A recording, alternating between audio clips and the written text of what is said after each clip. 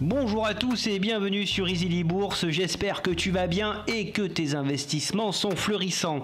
Si tu cherches à investir dans le secteur de la finance, alors tu connais forcément les deux entreprises dont je vais te parler aujourd'hui.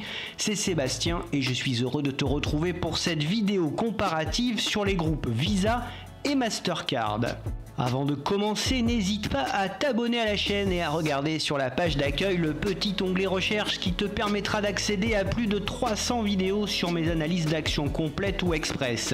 Tu y trouveras sûrement ton bonheur. Allez, sans plus attendre, passons à la présentation des groupes Visa et Mastercard. Tout le monde connaît Visa et Mastercard qui sont les deux plus grands fournisseurs de paiement au monde, dont les logos ornent probablement la carte bancaire que tu as dans ton portefeuille. Mais quelle est la meilleure entreprise dans laquelle investir aujourd'hui et pourquoi? C'est la réponse à laquelle je vais tenter de répondre dans cette vidéo Battle de Duopole. Surtout, reste bien jusqu'à la fin afin de découvrir le nom de la société sur laquelle j'investis. Ces deux sociétés étant des géants américains, afin d'investir dessus, je te conseille les courtiers que j'utilise, Trade Republic et Scalable Capital, qui offrent en ce moment de belles primes ou une action gratuite pour toute inscription et qui te permettent d'investir en fractions d'action. Commençons tout d'abord par la société Visa. L'histoire de Visa remonte à 1958 quand la Bank of America lance la Bank Americard. La carte est commercialisée dans tout l'État de la Californie et offre à ses clients un service de carte de crédit et de débit.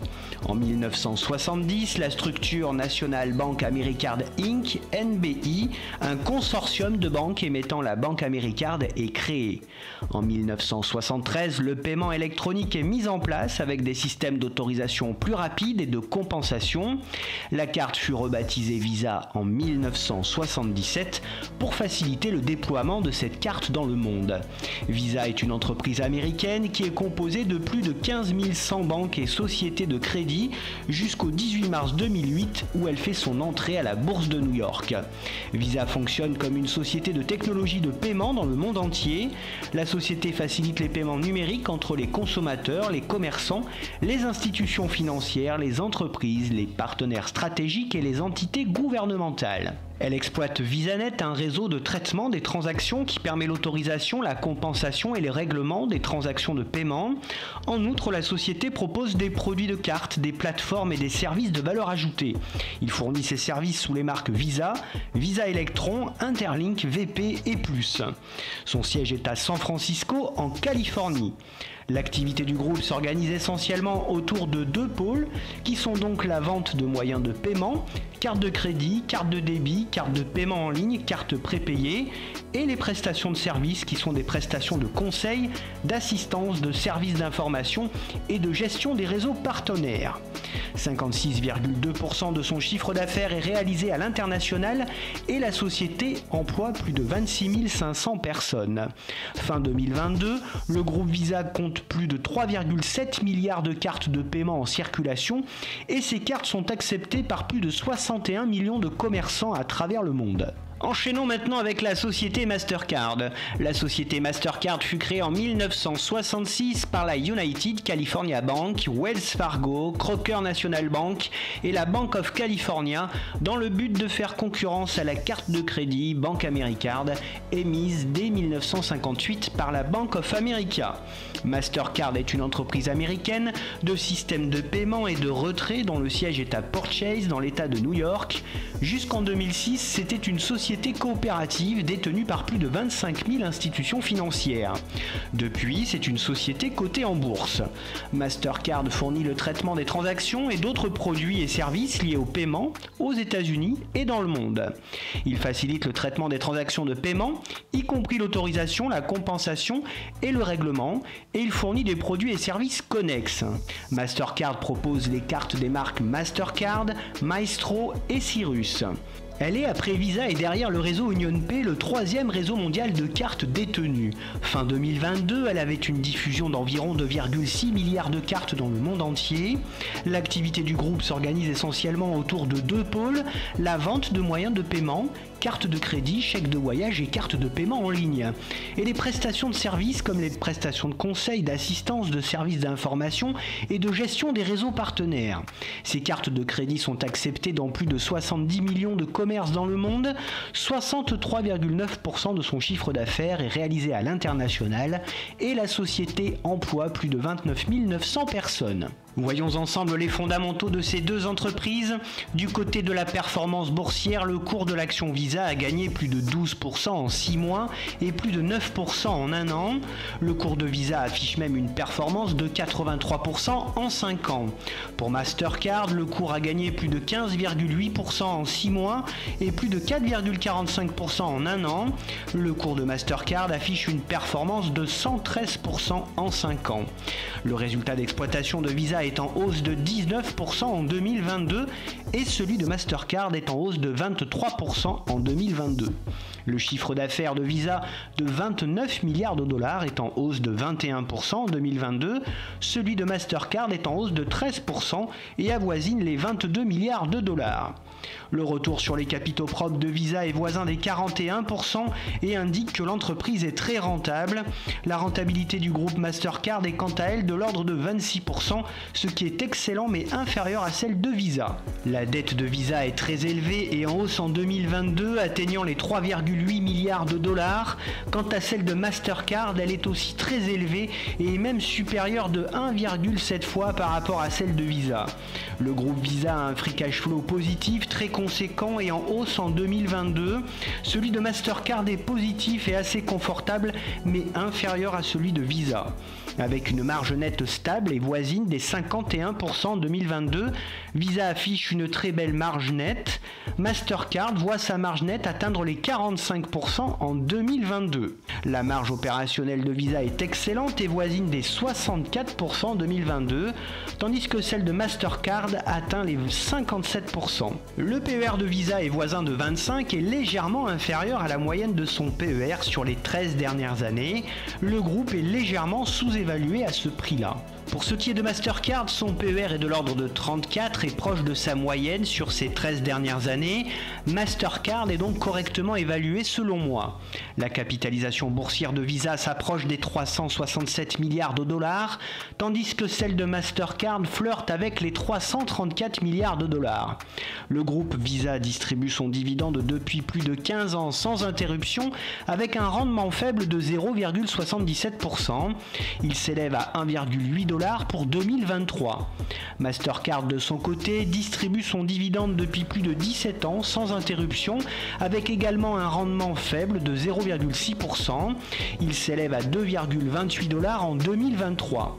Avec un consensus autour des 265 $, les analystes sont assez positifs sur la valeur Visa et restent fortement à l'achat.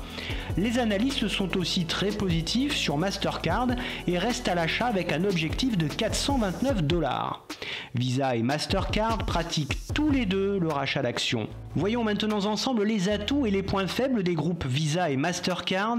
Pour les points forts, tout d'abord, rappelons que ces deux groupes ont une image de marque importante aux côtés de leur principal concurrent American Express, notamment grâce au sponsoring de grands événements sportifs tels que les Jeux Olympiques et les Coupes du Monde de foot. Mastercard se distingue même par la qualité de sa communication et par sa stratégie marketing. De ce côté-là, les deux marques sont aussi connues l'une que l'autre dans un marché avec peu de concurrents, si bien que les banques traditionnelles proposent souvent les deux cartes à des prix équivalents.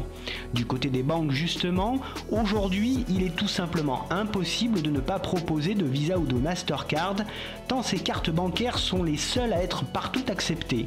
Visa et Mastercard ciblent le marché de masse à l'échelle mondiale et avec un volume de transactions très important toutes les secondes, ce qui leur offre un potentiel de vente récurrente et répétitive qui font leur force.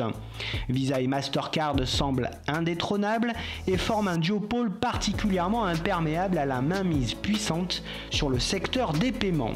Les deux groupes se portent extrêmement bien et affichent tous deux de solides résultats. Leur chiffre d'affaires croît même de façon exponentielle et leur marge reste stable et élevée dans le temps. Pour les points faibles, le premier point faible des deux groupes Visa et Mastercard est, comme toutes les autres valeurs de ce secteur d'activité, leur exposition au monde de la finance et aux aléas du secteur bancaire. De plus, ce secteur est très exposé également aux événements politiques, économiques et sociaux qui ont un impact direct sur la consommation et donc sur le nombre de transactions enregistrées. La situation de monopole de ces deux géants en fait des cibles pour les régulateurs qui n'hésitent même plus à infliger de lourdes amendes. Ce qui semble être le cas notamment de Mastercard. En effet, en cette fin avril 2022, le groupe a indiqué que le ministère américain de la Justice menait une enquête antitrust sur son programme de cartes de débit aux États-Unis et sur la concurrence avec d'autres réseaux de paiement. L'Union européenne se montre également de plus en plus préoccupée par la domination de Mastercard sur le marché mondial et souhaite ainsi mettre en œuvre une concurrence locale aux solutions de paiement. Dans ce cadre-là, le duopole semble être menacé en Europe par l'avènement d'un système de paiement européen. Ce nouveau système censé casser le duopole Visa-Mastercard et rivaliser avec les deux puissants émetteurs de cartes de paiement est une initiative européenne devant être déployée à grande échelle en 2024. Cette solution de paiement est née sous l'égide d'une société baptisée la EPI, Compagnie European Payment Initiative, lancée en 2020 et pilotée par ses actionnaires parmi lesquels on retrouve de grands noms tels que la BNP Paribas, la BPCE, le Crédit Agricole, la Deutsche Bank, ING, la Banque Postale, la Société Générale, Worldline et la Rabobank pour ne citer que. Parmi les autres points d'attention, nous noterons également un possible ralentissement de la croissance de ces deux groupes dû au conflit entre la Russie et l'Ukraine, où de nombreuses sociétés ont cessé leur activité. Visa a d'ailleurs clairement communiqué sur l'impact durable du conflit sur ses volumes de transactions dans cette région du globe. Enfin et pour finir, une nouvelle forme de menace fait aujourd'hui face à Visa et Mastercard, avec les crypto-monnaies qui ne cessent de prendre de l'essor. Pour ce faire, Mastercard et Visa développent tous deux des programmes de cartes de paiement en crypto-monnaie en recherchant davantage de partenariats avec ces sociétés de crypto-monnaies. Et voilà maintenant mon opinion tant attendue sur ces deux groupes, et cette opinion est très positive. Visa et Mastercard sont les deux firmes leaders dans les systèmes de paiement et de retrait. Ces deux entreprises ont de très beaux fondamentaux et enregistrent toutes deux de très belles performances depuis 10 ans. Mastercard est présent dans 210 pays contre 200 pour Visa, mais c'est Visa qui l'emporte en part de marché avec 38 millions de points d'acceptation contre 35,9 pour Mastercard. En France, sur les 70 millions de cartes bancaires, 43,5 millions sont des cartes Visa. Toutefois, avec une croissance du chiffre d'affaires supérieure, une rentabilité des marges plus élevée, Visa semble prendre l'avantage sur son concurrent Mastercard. De plus, avec une capitalisation boursière peu éloignée l'une de l'autre, l'action Mastercard apparaît plus chère et à son juste prix, alors que Visa est légèrement sous-évaluée. Dans ce tableau comparatif, on peut voir que la balance penche du côté de Visa, même si Mastercard ne démérite pas. Les différences entre ces deux entreprises ne sont pas flagrantes, tellement leur position est dominante sur leur secteur d'activité. Côté investissement, personnellement, ces deux sociétés me séduisent de par leurs fondamentaux et leurs performances, mais comme il faut en choisir une, j'ai fait le choix d'investir dans Visa en achetant des fractions d'actions de façon hebdomadaire via mon courtier Trade Republic. Actuellement, je possède 5,56 titres Visa avec un PRU de 199 $. En termes de performance financière, de rentabilité de marge et de valorisation, Visa me semble légèrement plus intéressante que Mastercard. Je regrette toutefois le rendement faible et un dividende peu généreux pour un groupe officiant dans la finance. Mastercard reste également une magnifique société dans laquelle nous pouvons investir les yeux fermés. S'agissant d'un duopole, il n'est pas déconnant d'investir sur les deux en même temps. Pour ceux qui désirent entrer sur Visa, mon premier point d'entrée est à 212 $.